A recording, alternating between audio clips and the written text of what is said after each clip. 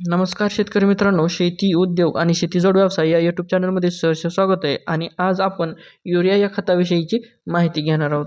तर युरिया हा आपण प्रत्येकजण शेतकरी वापरत असतो आणि या वापरण्याचं प्रमाण हे आपण कोणत्या पिकांसाठी वापरतो, तर गहू, भात, मका, ऊस आणि भाजीपाला आणि फळझाडे यांसाठी सुद्धा आपण याचा वापर करू शकतो. तर हे आपल्या शेतामध्ये काय काम करतं, तर युरिया हे आपल्या शेतामध्ये युरियामधले जे नायट्रोजन आहे ते झाडांना देण्याचं काम युरिया करत असतो. आणि या नायट्रोजनचा झाडांसाठी फायदा काय होतो, तर ज्यावेळेस ह्या झाडाची वाढ कमी होते किंवा त्या झाडाला पिवळपणा येतो किंवा पिवळं पडतं, त्यावेळेस त्या झाडाची वाढ करण्याचं काम आणि पिवळेपणा घालवण्याचं आणि पानं हिरवी करण्याचं काम हा युरिया करत असतो. तर मित्रांनो, याला रासायनिक नाव हे N46 असं आहे.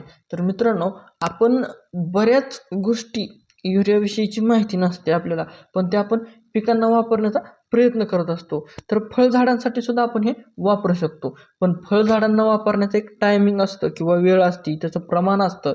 आपण काय करतो, अंदाजपंच एखाद्या झाडाला टाकत असतो. आपण मका, गहू, ज्वारी, भात जे आहे किंवा भाजीपाला आहे यांना आपण आपल्या अंदाजे टाकू शकतो. पण झाडांना, फळझाडांना टाकताना आपल्याला अंदाज लावता येत नाही किंवा आपण अंदाजपंच टाकत असतो. तर मित्रांनो, हे फळझाडांसाठी सुद्धा खूप उपयुक्ती आहे. किंवा ह्या झाडांची जर वाढ कुठलेली असेल किंवा वाढ होत नसेल आणि कमी जर पिवळं जर पडलं असेल, तर ह्या झाडासाठी सुद्धा युरियाचा उपयोग होत असतो. तर मित्रांनो, हा युरिया आपल्याला कृषी जी दुकाने आहेत, कृषी सेवा केंद्र जे आहेत, ते आपल्याला देण्यासाठी आता टाळत आहेत.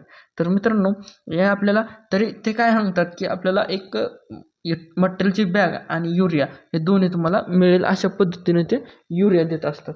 तर मित्रांनो, युरिया हा आपण वेगळ्या पद्धतीने पण वापरू शकतो. युरियाचं जर प्रमाण पाहिलं तर ते आपल्या सस्तन जनावर म्हणजे गाई, म्हशी किंवा आपण जे पेंडी वापरतो ह्या गाई म्हशींना, या पेंडींमध्ये सुद्धा त्याचं प्रमाण असतं. तर मित्रांनो, आपण हे शेतामध्ये किती प्रमाण, एकरी किती प्रमाण वापरायचं हे आपण पुढच्या व्हिडिओमध्ये पाहणार आहे. आणि ह्याच युरियाविषयीची अजून थोडीशी माहिती मी तुम्हाला पुढच्या व्हिडिओमध्ये देणार आहे. तर ती माहिती पाहण्यासाठी आमच्या चॅनलला सबस्क्राईब आणि बेल आयकॉनला क्लिक करायला विसरू नका. धन्यवाद.